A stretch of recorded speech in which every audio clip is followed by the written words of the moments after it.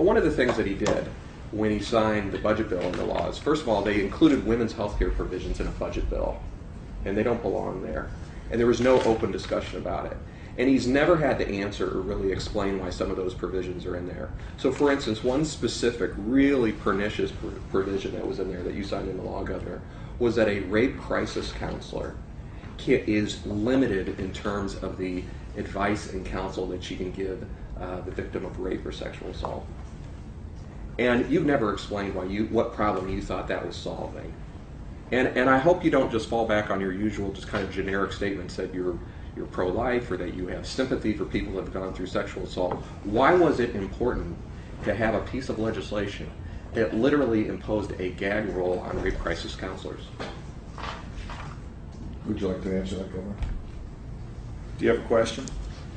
Well, I think Ed said why this, as he termed it, a gag rule on these rape crises. I assume it had to do with there were limits on what they could say about having an abortion. Is that right? That's right.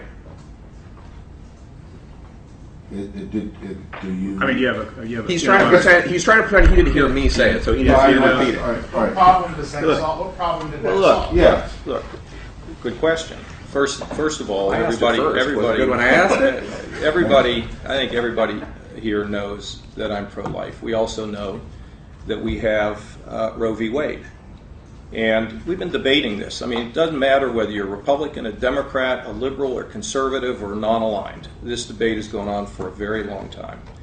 What we focus on, and I've always focused on, is the issue of life. Prenatal, postnatal, early childhood, sleep for babies, trying to drive down infant mortality. Let's focus on the life issue. I mean, focusing on abortion or you're pro-life or whatever. Again, this issue's gone on forever. So I just, there's no hiding the fact that, that I have a pro-life position.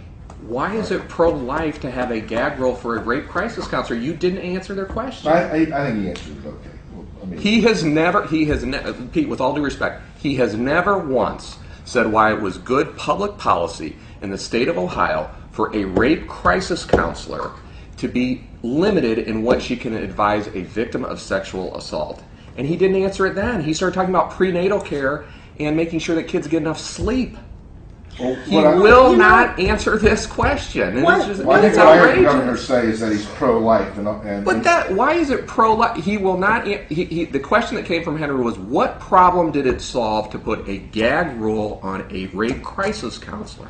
Well, I think it is really important to remember that we are talking about women. And you know what? We're not talking about all women. We're talking about poor women, because those are the only ones that are really affected by these laws.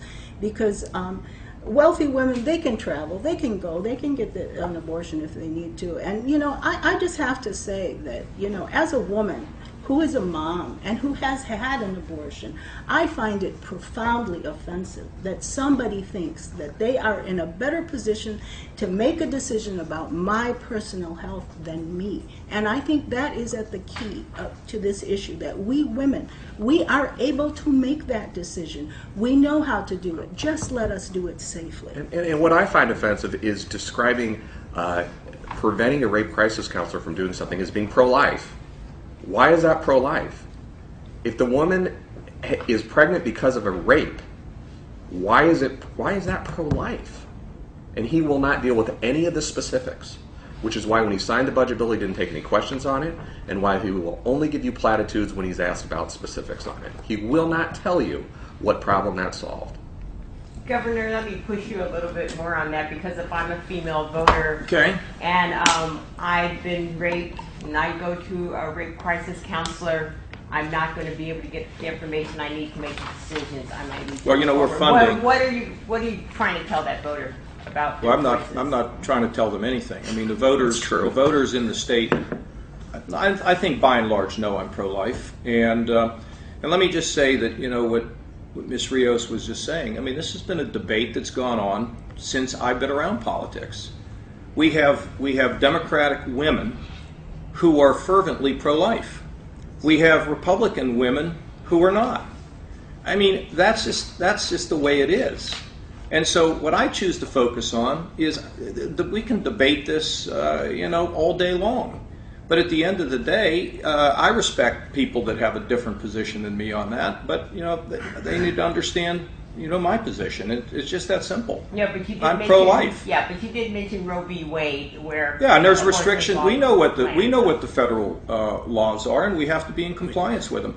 And it's just the way it is. Okay, and a gag rule, you think, on rape crisis, giving a woman her entire panoply of decisions she can make? We that certainly want it to is care. compliant. I actually believe in the exception of rape, incest, and life of the mother.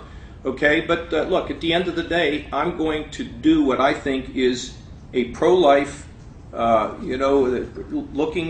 Being in a position of being pro-life. There's nothing more I can say about it. I've said everything there is to say about it. See, look what just happened. He said that he's for exceptions when it comes to rape, but if somebody has been raped and they go to a rape crisis center, they're not supposed to know about it. And he's never going to tell you why he signed that. He's just not going to do it. Okay, he's not going to give you a rational reason. Let's move on. Ed,